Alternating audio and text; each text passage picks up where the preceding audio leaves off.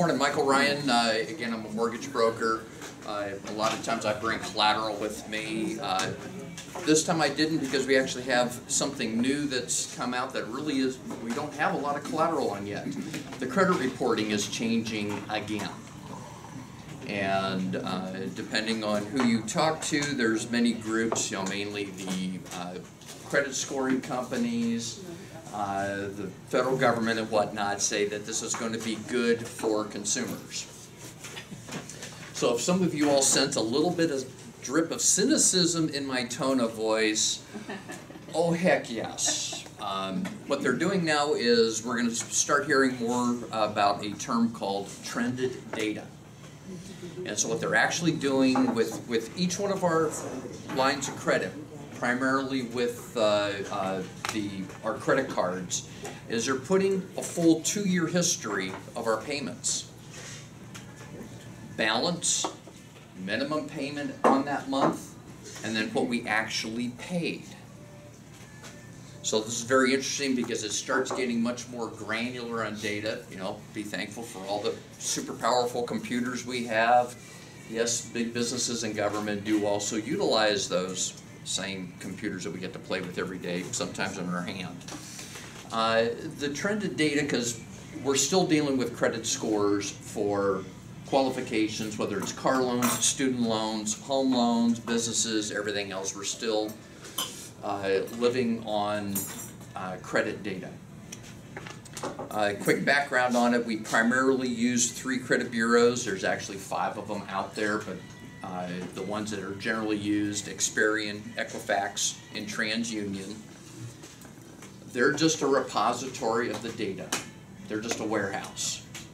They don't do anything other than collect the data from the people that we borrow money from. Bank of America, Chase, Capital One, all of our home loans, business loans, anything that we have signed on as guarantor, student loans, home equity lines of credit, all of that is delivered to the credit bureaus. And because that's a paid service, all of our data does not always go to all of the bureaus, which is why we get to use 3 of them. It's just an interesting way that they build their business out. So the vendors pay money to report us, and then people like me pay money to access it to see what your credit looks like. In the past, we look for certain credit scores. There's 3 primary business models for credit scores: credit cards, auto, and mortgage. Most of the credit monitoring that we might have through our bank accounts, our credit cards, or if you subscribe to like freecreditreport.com, most all of those utilize the credit card model. You know that because they tell you the highest score you can possibly achieve is probably somewhere 950 to 1,000. Mortgage model, we like being a little bit different. We cap out at about 830 to 850. So if you have a 900 credit score telling me how good your credit is, I know my number is going to be a little bit different, but that's just how that works. You can have a representative score to say a 700 credit score.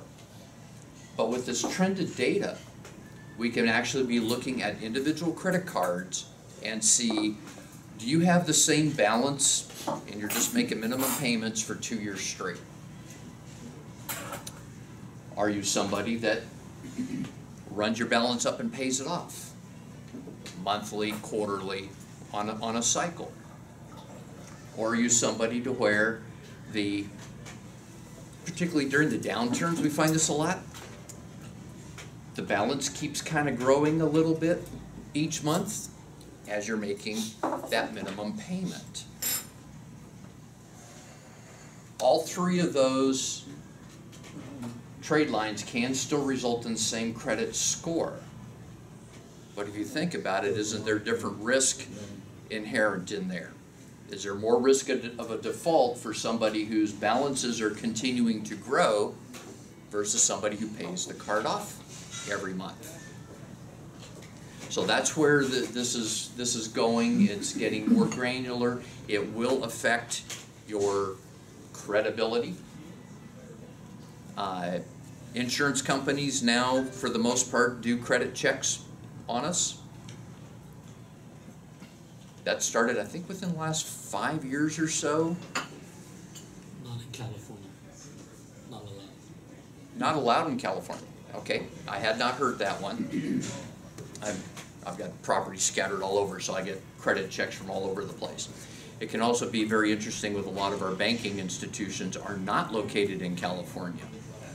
So most of the banks' home equity lines of credit, they're underwritten in South Dakota. Kind of the way it works. Wells Fargo, the three that I know of, Wells Fargo, Bank of America, and Comerica Bank, all of their home equity lines of credit are underwritten in South Dakota. Don't ask me why South Dakota, that's just where everybody goes. It's really weird on that. So I don't know. Pardon? Property's cheap.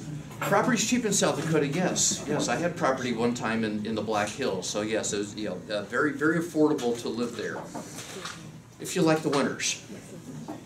But people live there. So it's so I just wanted to talk this morning about this trended data because this is ongoing, and credit is going to continue to be something much bandied about and everything else, and that's kind of the information. So I wanted to keep it short. Any questions around that? Yes, Karen. So trended data seems like it's going to be more difficult to boil that down into one number. Well, that's where the computers use algorithms. So currently, currently Fannie Mae is the only one who's looking at trended data. The bureaus have not written in coding yet to adjust the credit score. So they're telling us, oh, we're just looking at the trended data to know your payment history. We're not going to use it for credit scoring.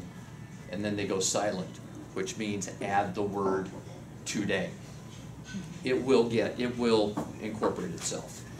So in the meantime, are lenders looking at the trended data, and is it a? I don't think so, because right now I think the lenders are, we have so much compliance interdiction going on in the insanity of lending. They're not at that point yet. I think they're going to, I think in general they're going to be working with the credit bureaus and let the bureaus come up with the algorithms to spit out a number.